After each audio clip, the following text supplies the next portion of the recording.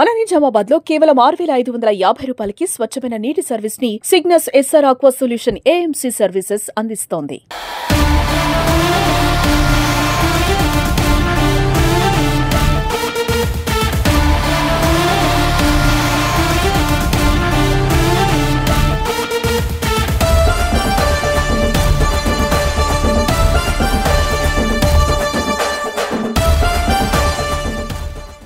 ఈ రోజు రైతు రుణమాఫీ చేస్తామని చెప్పినారు.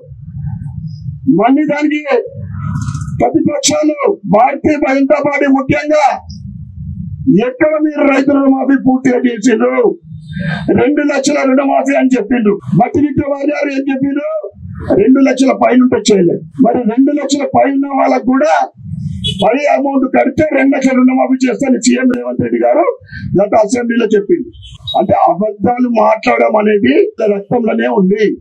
మోసం చేయడం అనేది కేర్ ఆఫ్ అడ్రస్ కాంగ్రెస్, దోకా చేయడం అంటేనే కాంగ్రెస్. ఇట్లా అన్ని రకాల హామీలు ఇచ్చి ఇక వడ్లకు ప్రతి గింజకు 500 రూపాయలు బోనస్. పర్టికులర్లీ ఆ డిక్లరేషన్ లో చెప్పారు దొడ్డు వడ్ల ధర ఇది ఉంటది 2,150 రూపాయలకు, దానికి 500 కలిపి మేము 2,600 చిల్లర ఇస్తామని చెప్పి నెగ్గిన తర్వాత దొడ్డట్లకి ఇయ్యము, ఇక అన్ని పండ్లకి ఇస్తామని చెప్పిండు.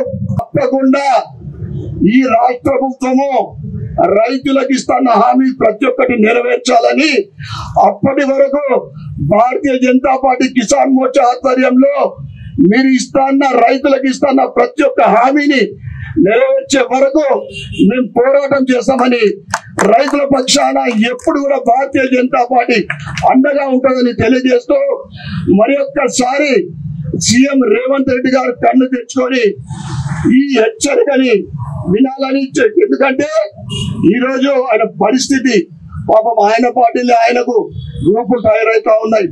బయట ఒకటి మాట్లాడితే అసెంబ్లీలో ఒకటి మాట్లాడతారు, నాతో చేత కాదంటే వీళ్ళు ఇస్తూ అంటారు.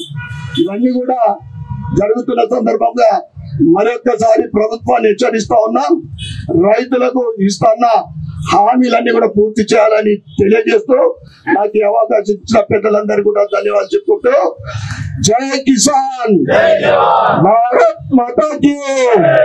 ఒక ఎమ్మెల్యే యొక్కట కాంగ్రెస్ ఉన్న సొసైటీలకి కొనుగోలు కేంద్రాలు ఇవ్వదట. ఎందుకు?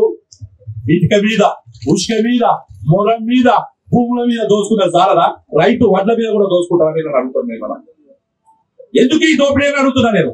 వ్యవసాయ ఉత్పాదదారుల సంఘం అని చెప్పి రైతులు అక్కడక్కడ సంఘాలు పెట్టుకున్నారు. గతంలో ఆ వ్యవసాయ ఉత్పత్తుల సంఘాల్లో కొనుగోలులో రైతు లాభపడ్డారని చెప్పి రిపోర్ట్ ఉంది.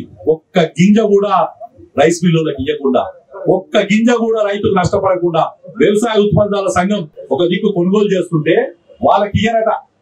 కాంగ్రెస్ పార్టీ నాయకులు ఉన్న దగ్గర, లేకపోతే కాంగ్రెస్ పార్టీ నాయకుల పేరు చెప్పి మహిళా సంఘాల పేరు మీద, అదే మళ్ళీ పోయి రైస్ మిల్లల్లా మిగతా దగ్గర కర్త పేరు మీద, మిగతా దాని పేరు మీద డబ్బులు దోచుకునేందుకు ఇలా ప్రయత్నం చేస్తున్నాం. కాబట్టి భారతీయ జనతా పార్టీ తరఫున హెచ్చరిస్తున్నాం. మీరు ఇట్లా రైతుల గురించి ఇప్పుడే మేము జిల్లా కలెక్టర్ గారితో మాట్లాడాను. అయ్యా మా దగ్గర రైతులు వచ్చారు, ఇప్పుడే జాయింట్ కలెక్టర్ దగ్గరికి వెళ్ళండి, నేను ఇప్పుడే బయటకు వెళ్ళానని చెప్పారు.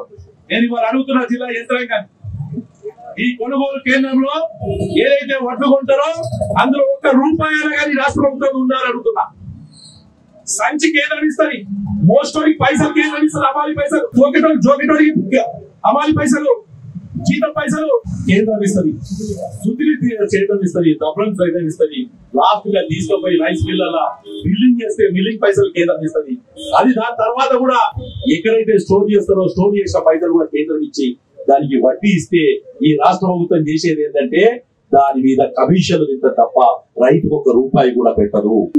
మన శ్రద్ధలందరూ పేరేచట్ చేసుకొని భవిష్యత్తులో మంచి నాణ్యమైన వస్తువు తయారేసి అమ్ముకుందామని చెప్పేసి దానికి ఎంపీ గారు సంపూర్ణ మద్దతు ఇస్తారని నాకు ఆశాభావం వ్యక్తం చేస్తూ మరి ఈ రోజు ఇంత పెద్ద ఎత్తున సత్యాగ్రహం తీసుకొచ్చి దీనికి ఇంత ఎండలో మరి మన స్థానిక శాసనసభ్యులు ధన్పాల్ సోనియా గుప్తా గారు సీనియర్ నాయకులు, తను కూడా ఒక వ్యవసాయ కుటుంబంలో పుట్టి ఈ రోజు కూడా వ్యవసాయం అంటుండి ఇప్పుడు నాకు చెప్తుండే అధ్యక్ష, మాకు 6 ఫీట్ల ఎద్దులు మా పెద్దనాన్న వ్యవసాయం చేసినప్పుడు 6 ఫీట్ల తెల్లెద్దు ఉన్నాయట. ఆ తెల్లెద్దు మీద నల్ల మచ్చి ఉంటే పెద్దగా ఒప్పుకోపోతున్నాయట. అట్లాంటి ఎద్దులతో వ్యవసాయం చేసినాం మేము. రైతుకు ఎంత అవసరత కానీ రైతుకు న్యాయం చేస్తాం.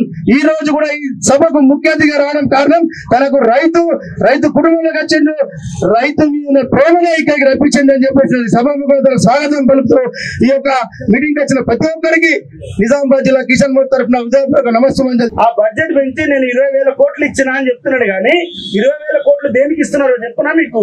కేవలం ఈ ప్రాజెక్టులు రిపేర్ చేయడానికి. అవి ఇంటి దాకా నీళ్లు రావు, రైతుల కన్నీళ్లు పోవు. అందుకే దయచేసి నా బీజేపీ మిత్రులందరికీ, ఈ జిల్లాలో ఉన్నటువంటి రైతులందరికీ విన్నవించేది ఏంటంటే, రైతులకు చేయని లాభం రాజకీయం లాభం కాదు. రాబోయే ప్రభుత్వం మనదే. ఈ బీమాతో ప్రతి గ్రామంలో భారతదేశంలో జరుగుతున్నటువంటి రైతు మీద ప్రణాళిక ప్రతిరోజు బీజేపీ గవర్నమెంట్ చేస్తుంది. ఇదంతా మనందరికి కూడా తెలవాలి. మనం రచ్చబండ మీద మాట్లాడాలి. ఈ గవర్నమెంట్ ని త్వరలోనే వచ్చే ఎన్నికల్లో రూపుమాపి రామరాజ్యం తెచ్చుకోవాలని ముగిస్తూ ఈ అవకాశాన్ని ఇచ్చిన పెద్దలందరికీ ధన్యవాదాలు చెప్తాను.